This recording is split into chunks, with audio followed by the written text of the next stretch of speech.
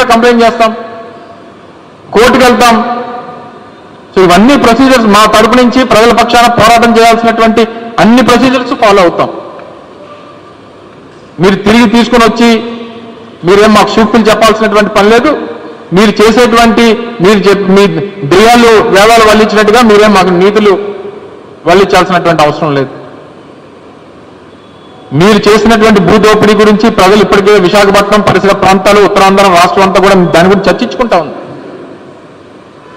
మీ అందరూ మీరే 1000 కోట్ల రూపాయలు ఈ భూమి విలువ ఉంటుందని చెప్పి మీ అందరూ మీరే ఒప్పుకున్నారు. చూస్తాం రేపు క్యాబినెట్లో కానీ రేపు దీని మీద మీరు ఏదైతే ఫైల్ మూవ్ చేస్తారో మూవ్ చేసినప్పుడు ఎంత పెడతారో ఏం చేస్తారో చూస్తాం.